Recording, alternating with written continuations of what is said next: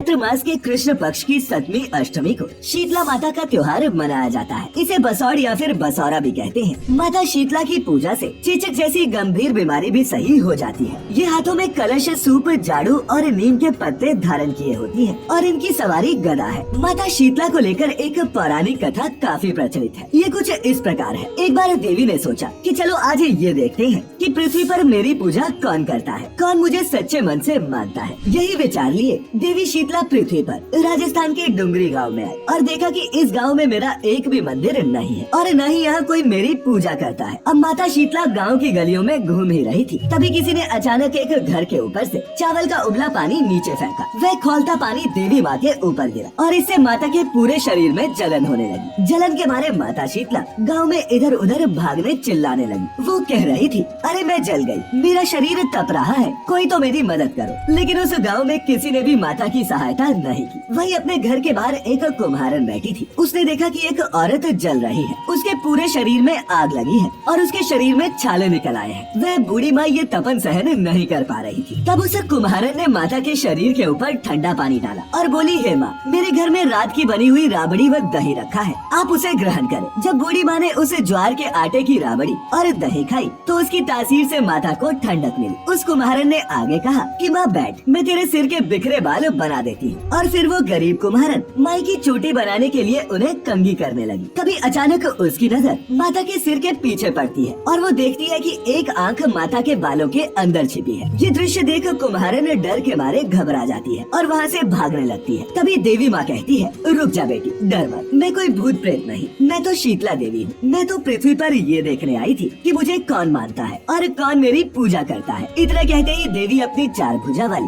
हीरे जवाहरात के आभूषण पहने और सिर पर स्वर्ण मुकुट धारण किए अपने असली रूप में प्रकट हो गए। माता के दर्शन कर कुम्हारन विचारने लगी कि अब माता को कहाँ बिठाऊं। तब देवी ने उस कुम्हारन से कहा, बेटी तू किस सोच में पड़ गई। आंखों में आंसू लिए कुम्हारन हाथ जोड़कर कहने लगी, हे देवी माँ, मेरे घर में तो चारों ओर गंदगी है, मैं आपको बिठाऊं तो कहाँ। मेरे घर में चौकी या फिर बैठने का आसन ही नहीं। तब देवी माँ मुस्कुराती है और कुम्हारन के घर खड़े गधे पर ही विराजमान हो जाती है। अपने एक हाथ में झाड़ू और दूसरे हाथ में डलिया लेकर उस घर की दरिद्रता को देवी माँ साफ कर देती है और साथ ही कुम्हारन से कहती है, बेटी मैं तेरी सच्ची भक्ति से बहुत प्रसन्न हूँ, अब तुझे जो भी चाहिए मुझसे वरदान के रूप में मांग लो। माता की बात सुनकर कुम्हारन बोली, माता मेरी ये इच्छा है कि अब आप इसी गाँव में रहो और जिस तरह आपने मेरे घर की गरीबी को अपने झाड़ू से साफ कर दिया, ऐसे ही आपको जो भी होली के बाद की सप्तमी को सच्चे मन से पूजा कर आपको ठंडा जल, दही और बासी भोजन चढ़ाएगा, आप उसके घर की गरीबी को भी दूर करना। साथ ही आपकी पूजा अर्चना करने वाली महिलाओं का सुहाग अखंड रखना और उनकी गोद हमेशा भरी रखना। इतना ही नहीं, जो पुरुष शीतला सप्तमी को बाल न कटवाए,